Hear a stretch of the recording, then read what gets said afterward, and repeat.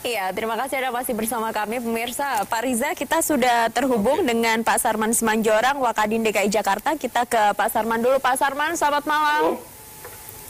Halo. Iya, selamat malam Pak Sarman. Selamat malam Mbak Ayu. Pak Sarman, ini bisa diceritakan terkait polemik Ormas minta THR. Sebenarnya kondisinya seperti apa Pak Sarman? Jadi begini, kalau kami dari pengusaha memang bahwa sejauh adanya permintaan itu secara resmi dan itu merupakan bagian daripada kebijakan pemerintah, pada prinsipnya kita dari pengusaha nggak ada masalah.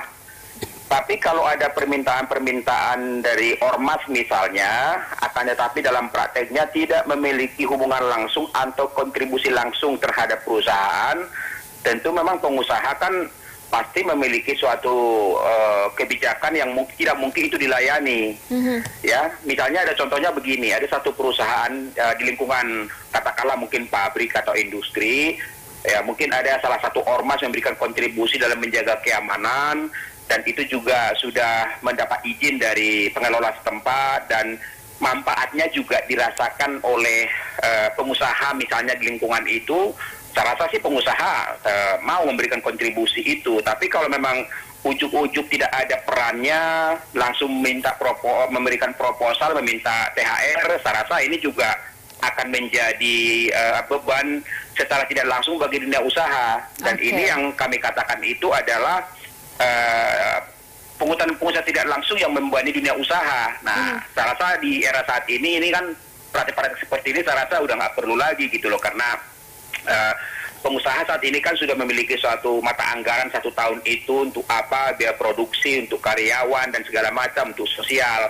Kalau ada permintaan-permintaan mendadak seperti ini, saya rasa juga pengusaha juga punya keberatan untuk memberikan itu, gitu Mbak Ayu. Baik, Pak Sarman, yang tadi Anda katakan untuk ormas barangkali yang tidak mempunyai kontribusi, apakah sebenarnya banyak sekali di lapangan terjadi seperti ini, tapi sifatnya bagaimana, memaksa atau tidak? Jadi kalau kita lihat sebenarnya akhir-akhir ini sih nggak begitu banyak lagi, nggak banyak lagi. Tapi ya masih ada beberapa yang melakukan itu.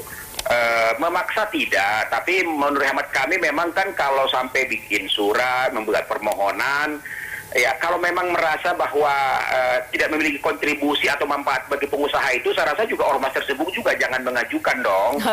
Karena kan mau tidak mau kita juga harus berpikir dong, oh kehadiran kami di sini dirasakan nggak dirasakan pengusaha nggak manfaatnya. Kalau misalnya tidak dirasakan, kita memberikan kontribusi apa-apa misalnya, ya saya rasa ormas juga harus mikir lah ya, jangan meminta bantuan ke satu perusahaan itu. Itu namanya secara tidak langsung juga kan secara tidak langsung udah pemasangan juga itu. Orang dikenal juga enggak, memberikan kontribusi juga enggak, punya peran juga enggak di lingkungannya, tiba-tiba katakanlah mendapat mengajukan proposal permintaan THR, ini kan nggak nyambung sebenarnya gitu kan. Sama seperti saya misalnya punya usaha di satu kawasan, memang sudah ada di situ security atau satpam yang sudah menjaga dari pengelolanya. Tapi mungkin ada tambahan dari ormas setempat dan itu kita rasakan kontribusinya. Tentu kami juga mendapat proposal misalnya pemerintahan THR, kita akan layani gitu loh. Tapi kami melihat bahwa memang ada perannya, ada kontribusinya, ada yang kita rasakan manfaatnya.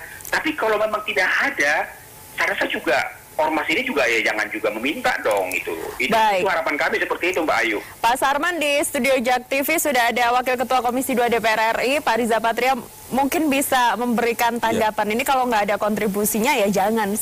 Iya, saya setuju ya dengan Bung Sarman bahwa memang pengusaha itu kan punya budget, ya, punya alokasi anggaran setahun, semua sudah dirinci. Namanya pengusaha itu sangat rinci, sangat detail, dan semua harus dipertanggungjawabkan.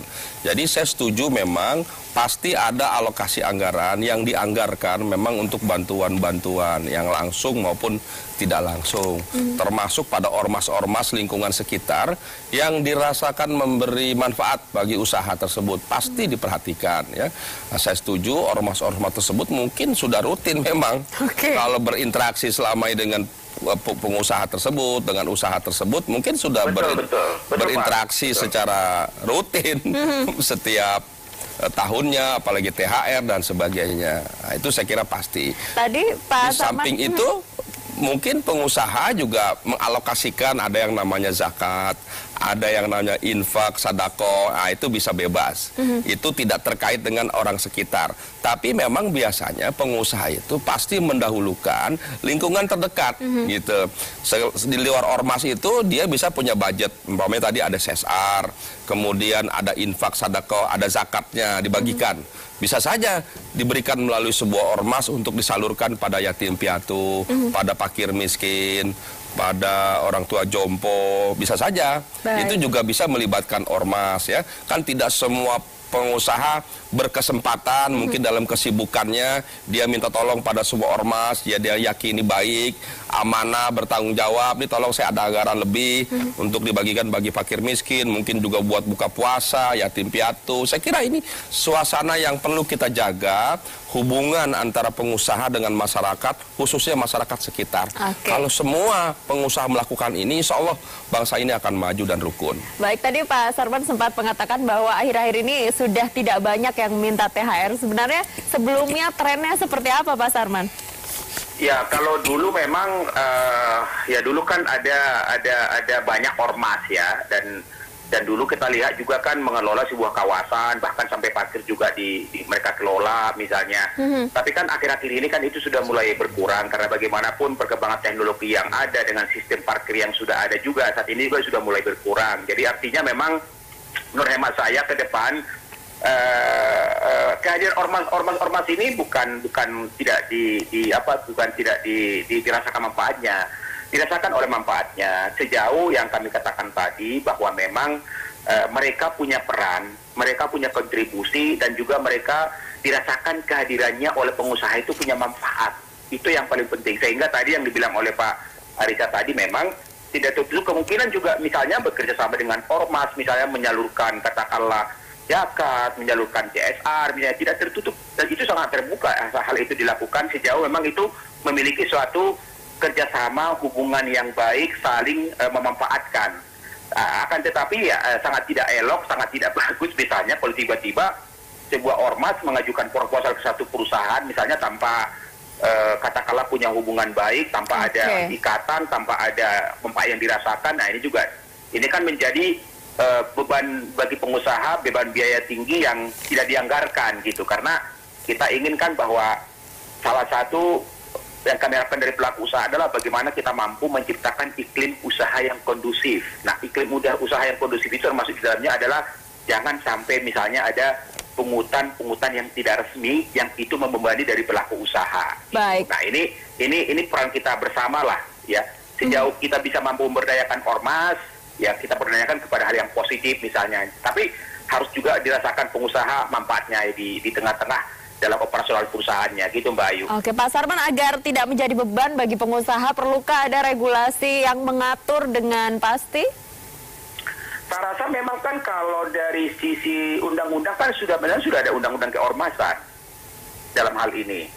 Jadi di sana memang sudah diatur. Ya tinggal saat ini misalnya bagaimana program-program ormas ini mampu didukung oleh pemerintah. Apakah melalui program-program yang melibatkan pemerintah daerah, pemerintah pusat, apakah mengadakan suatu pelatihan-pelatihan atau hal-hal lain, atau mungkin juga program-program yang bisa disinergikan dengan pelaku usaha misalnya, itu nggak ada masalah.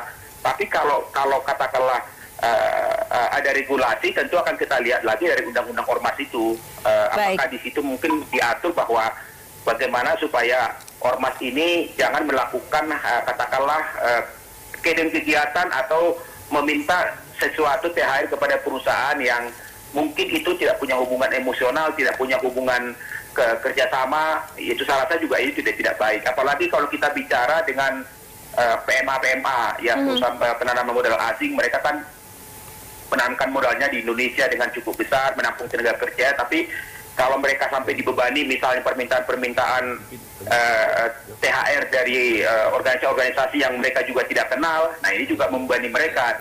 Dan dan ini juga sangat mengganggu investasi kita ke depan. Nah, ini harus kita jaga bersama gitu kok. Baik, Pak Sarman Simanjorang, terima kasih sudah bergabung bersama kami di Jak TV. Selamat malam. Terima kasih Mbak Ayu, terima kasih Mas Arisa. Terima kasih Bu Sarman, sukses. Yo. Terima kasih. Ini menarik sekali. Kita melihat dari dua sisi. Sudah dari sisi pengusaha, nanti kita lanjutkan perbincangan usai jeda. Mirsa, tetaplah bersama kami.